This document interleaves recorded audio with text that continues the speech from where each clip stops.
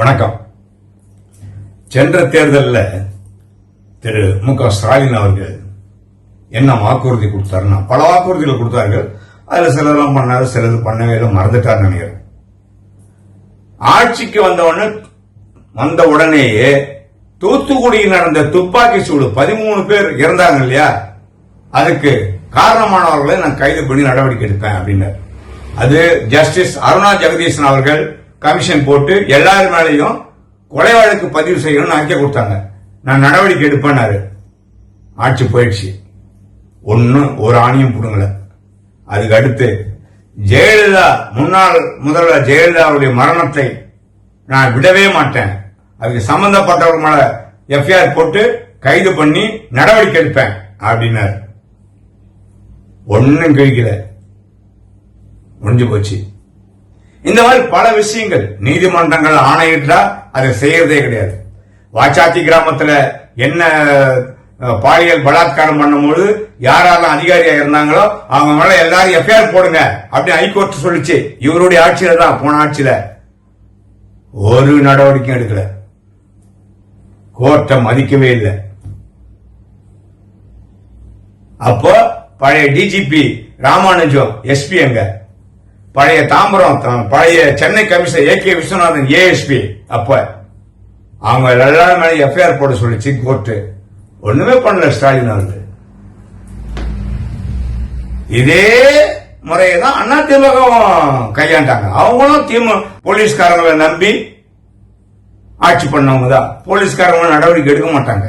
போலீஸ்காரர்கள் செய்கிற தவறை தட்டி கேட்க மாட்டாங்க, அவங்க மேல எந்த நடவடிக்கையும் எடுக்க மாட்டாங்க. நாம கொலை செஞ்சா ஜெயிலு, போலீஸ் கொலை செஞ்சா விசாரணை, அவ்வளவுதான். அண்ணா நகர்ல ஒரு சின்ன பொண்ணை பாலியல் பலாத்காரம் பண்ணி பெரிய பிரச்சனையாச்சு.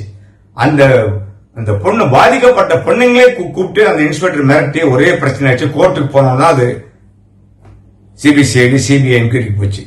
எல்லாம் கவர்மெண்ட்டுக்கு தெரியாதா, முதல்வருக்கு தெரியாதா? சஸ்பெண்ட் பண்ணாரு. ஏன் சஸ்பெண்ட் பண்றீங்க? மிரட்டினதுக்கு எஃப்ஐஆர் போட்டு ஜெயில போட்டுருக்கணும், அந்த இன்ஸ்பெக்டர் டிஸ்மிஸ் பண்ணிருக்கணும். செய்யலையே. போலீஸுக்கு நீங்க காவடி தூக்கில இருந்தீங்க. போலீஸ் என்ன சொல்றதோ அதை அப்படியே செய்வீங்க. போலீஸ் பண்ற தப்பெல்லாம் கண்டுக்காம இருந்தீங்க. அதனாலதான் இப்ப சனி தலைமையில உட்காந்துக்குச்சு. 7.5 நாட்டு சனி உங்களுக்கு. இப்ப இந்த 5 வருஷம் போய் அடுத்த 5 வருஷத்துக்கும் சனிதான் உங்களுக்கு. வாய்ப்பு வரும்போது சரியான முறையில பயன்படுத்தணும். அது யாரா இருந்தாலும் சரி. வாக்கு கொடுத்தா அதை காப்பாற்றணும். அது யோக்கியது இல்லைன்னா பொது வாழ்க்கைக்கு வராதிங்க. இப்போ நீங்க நன்றி தெரிவிக்கிறதுக்கு வந்தா என்ன பிரயோஜனம்? யார ஏமாத்துறதுக்கு சொல்லுங்க. பதவியில் இருக்கும் போது கண்ணு தெரிய மாட்டேங்குது உங்களுக்கு யாருக்கும்.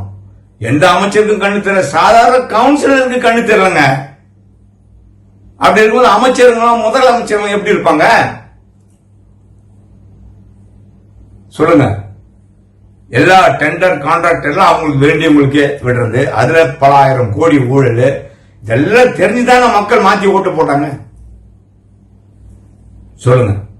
நீங்க நல்லது பண்ணுவீங்க, நல்லது பண்ணிருக்கீங்க, அது உங்களுடைய கடமை. மக்களுக்கு நல்லது பண்றதுக்கு தான் உங்களுக்கு தேர்ந்தெடுத்தாங்க, அதுக்கு தான் நீங்க சிஎம். அதனால அநியாயம் பண்ணக்கூடாது.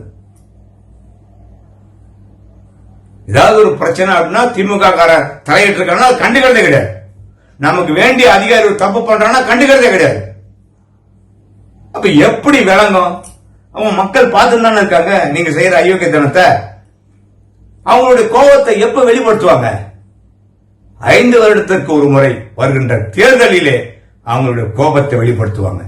இது எல்லாத்துக்கும் முன்னுதாரணம். ஐயா ஸ்டாலின் மட்டும் இல்ல, இப்ப இருக்க போற விஜய்க்கும்.